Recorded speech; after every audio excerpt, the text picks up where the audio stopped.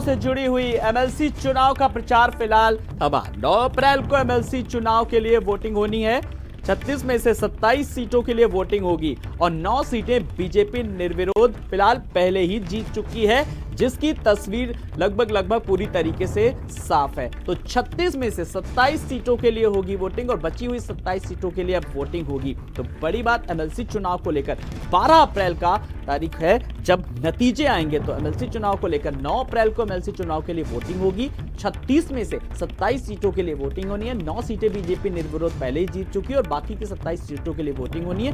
12 अप्रैल का दिन बेहद अहम होगा जब आएंगे एमएलसी चुनाव को लेकर के नतीजे। फिलहाल कहा भी जाता है एमएलसी चुनाव को लेकर के जिसकी सत्ता और उसी की पूरी तरीके से ये सीटें भी।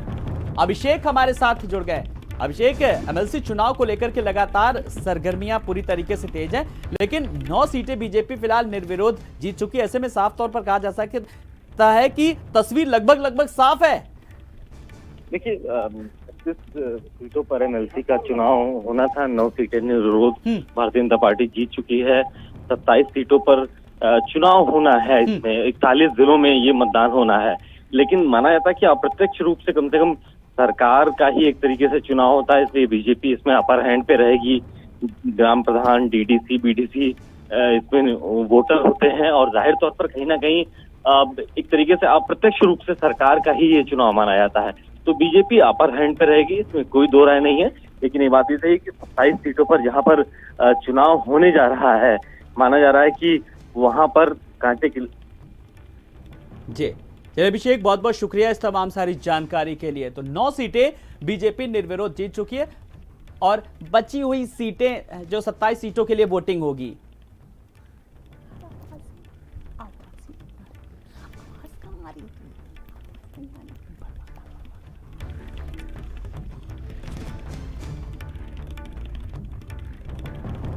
तो 9 सीटें फिलहाल अगर बात करें तो उनके लिए जो है निर्विरोध पहले जीत चुकी। तो एमएलसी चुनाव को लेकर के लगातार सरगर्मियां काफी पहले से ही तेज चली थी। 9 अप्रैल को एमएलसी चुनाव के लिए वोटिंग होनी है। 36 में से 27 सीटों के लिए होगी वोटिंग। 9 सीटें बीजेपी निर्विरोध जीत चुकी है। 12 अप्रैल को आएंगे नतीजे। तो 12 अप्रैल को फिलहाल एमएलसी चुनाव के जो नतीजे आने हैं, एमएलसी चुनाव को लेकर के राजनीतिक सरगर्मियां पहले से ही तेज थी। जिस तरीके से प्रत्याशियों के चयन को लेकर के साफ तौर पर राजनीतिक दलों ने अपने अपने जिताऊ कैंडिडेट को फिलहाल मौका दिया। और बीजेपी की बात करें तो लगातार कुछ निर्विरोध नाम सामने आए, जिसमें निर्विरोध जिनकी जीत पक्की है, जिनकी तस्वीर पूरी तरीके से लगभग साफ है। तो 36 में से 27 सीटों के लिए होनी है वेटिंग और 9 सीटें बीजेपी फिलहाल निर्विरोध पहले ही जीत चुकी है।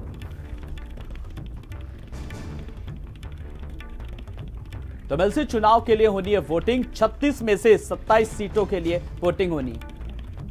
अभिषेक पांडे हमारे साथ एक बार फिर से हमारे जुड़ गए हैं। अभिषेक, जिस तरीके से 12 अप्रैल को नतीजे आएंगे और एमएलसी चुनाव का प्रचार फिलहाल थम गया, प्रचार भी खूब हुआ, अपने अपने प्रत्याशी खड़ी करे, लेकिन एमएलसी चुनाव के बारे में जिस तरीके से आपने भी अभिषेक कहा यही जाता है कि जिसकी सरकार उसी की समझ सीटें पक्की रहती है, लगभग कमोबेश स्थिति यही रहती है। अभिषेक जी हाँ, बिल्कुल। और जब ये इसके नामांकन शुरू हुए थे तो उस समय आप देखें कि सत्ताधारी पार्टी के लोगों के नामांकन आसानी से हो गए, जबकि समाजवादी पार्टी जो कि मुख्य विपक्षी दल है, ज्यादातर लोगों ने अपने नामांकन वापस ले लिए थे। कुछ लोगों को नामांकन नहीं करने दिया गया था। ऐसी कई तस्वीरें, कई खबरें सामने आई थी।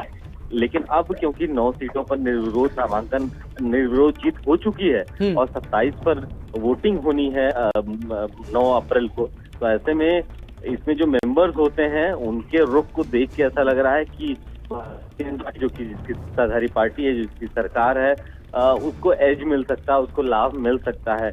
लेकिन इस बार क्योंकि समाजवादी पार्टी मजबूती उन्होंने दिखाई है, अपनी स्ट्रेंथ दिखाई है, ऐसे में वो अपने वोटर्स को कितना अपने पाले में खींच पाएंगे, इस पर चुनाव वाले दिन सबकी बिल्कुल वोटर्स को कितना अपने पाले में ला सकती है पार्टी, ये भी देखना दिलचस्प होगा। अभिषेक, बहुत बहुत शुक्रिया इस तमाम सारी जानकारी के लिए।